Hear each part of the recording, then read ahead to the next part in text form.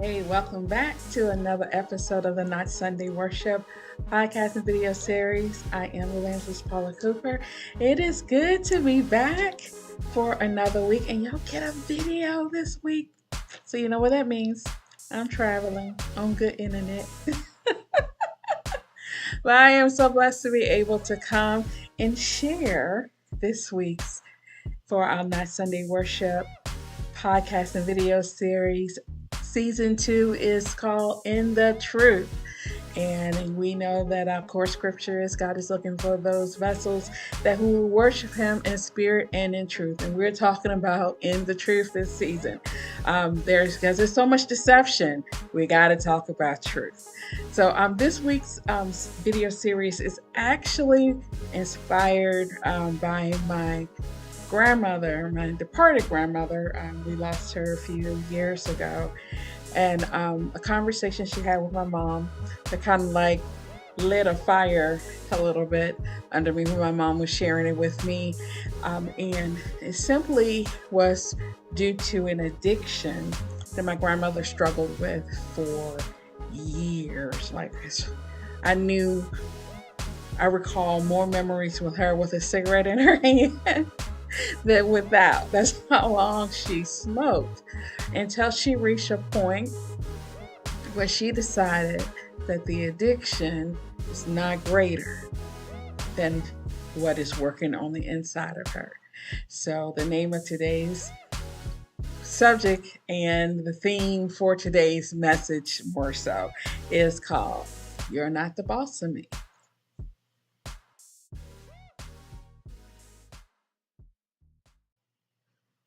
So when my grandmother was dealing with her addiction, she had done really well. She had gone a few days and she hadn't smoked at all. And then on a particular day, she caught herself with a carton of cigarettes in her hands. And she had a conversation with the cigarettes. It said that you're not the boss of me, and that the cigarettes would not control any more of her life. And that was it for her. She had that conversation and she was able to make it past the point where she was free from cigarette smoking. And a lot of us, we have addictions in our lives that we struggle with. And even those of us who are believers in Jesus Christ, that we struggle with addictions or we struggle with sin natures, things that we feel that we don't have the capacity to be delivered from. When the Word of God gives us confidence that we can achieve deliverance, it comes down to a simple fact: we have to renew our mind. My grandmother did that in the simple phrase of, you ain't, I'm going to say it the right way she said it, you ain't the boss of me, was a declaration to her addiction and the spirit behind the addiction that it would not cause her to fail in this endeavor to quit smoking. And sometimes we have to look our issue, addiction, sin nature, or even beliefs about ourselves, and look it in the face and simply say, you're not the boss of me, because there's something greater working on the inside of me. So that was the motivation that worked for her. The motivation that works for a lot of us is truly in the Word of God. So we look at Joshua 1 and 9. It tells us to be strong and courageous. Do not be afraid and do not be discouraged, for the Lord our God, it says yours, I'm just saying our God will be with you wherever you go. So even in tough situations, the Lord is with us. We are absolutely never alone trying to fight these battles. One thing is that the battle is already won. We are already victorious. When Christ took upon all of our sin at the cross, when he rose, we rose with him in victory. So we don't have to stay in a defeated state. But again, it's about the renewing of your mind. So Isaiah 41:10 says, "So do not fear, for I am with you. Do not be dismayed, for I am your God.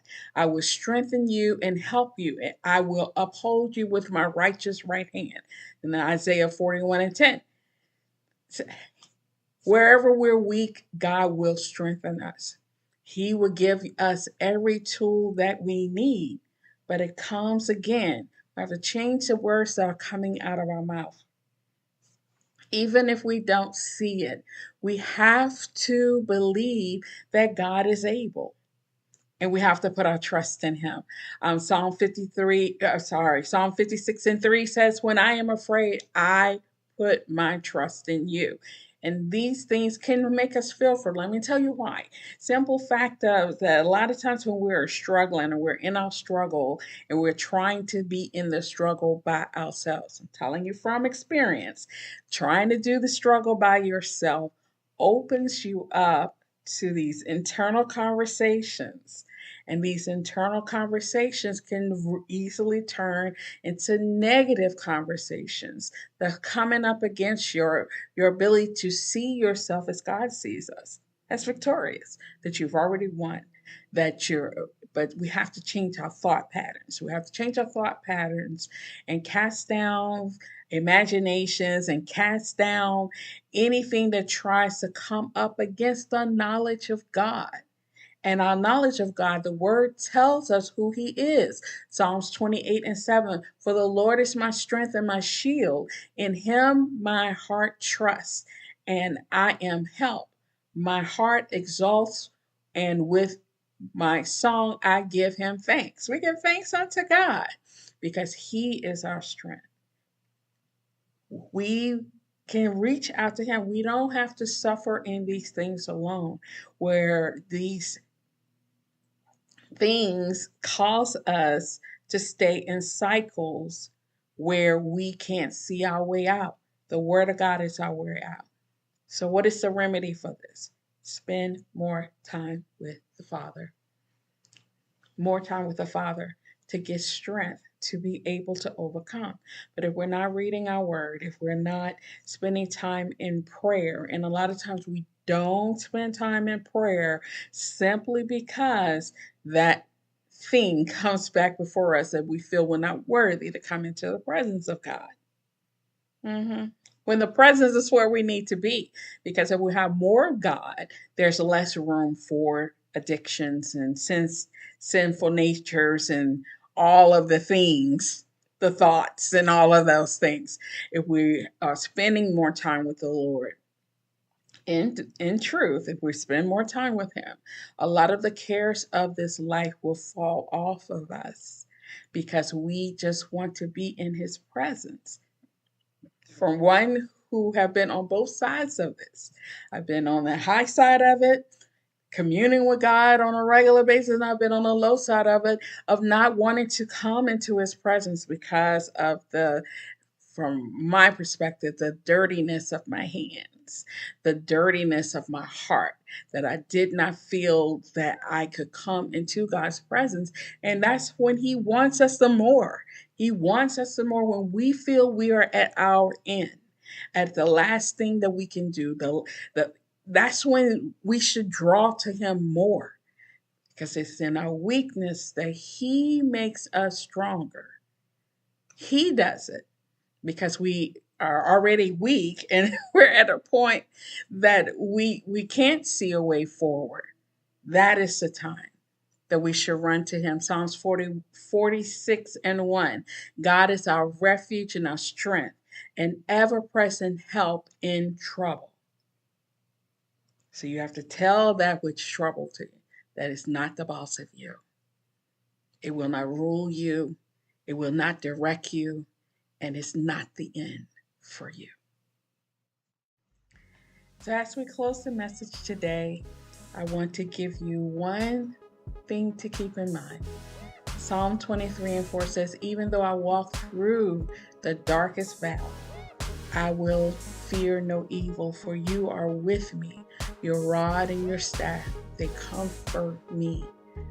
So God never meant for us to do this by ourselves. Psalms 23 is powerful. even in those darkest hours, to remember who God is. He carries the burden only if you release it. So release it to God. Tell that thing that it's not the boss of you, so that God can show you where you are already victorious and that you have already won. I pray that you be blessed.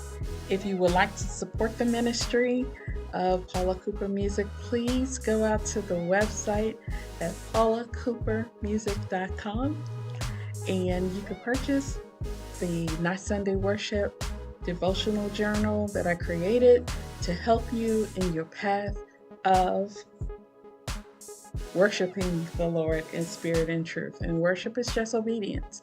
It means that we obey the word of God, that we obey God. We show him we worship, we show him we love him through our obedience to him. So just go out to the website. You can purchase it right there on the website, and I'll get the book shipped out to you so it can help you as you got. It's a 6-week devotional journey. 6-week devotional journal that will help you along the way. I pray that this message has encouraged you, and I will see you next week. Well, we may not see in person, but there will be a new video up next week. You be blessed.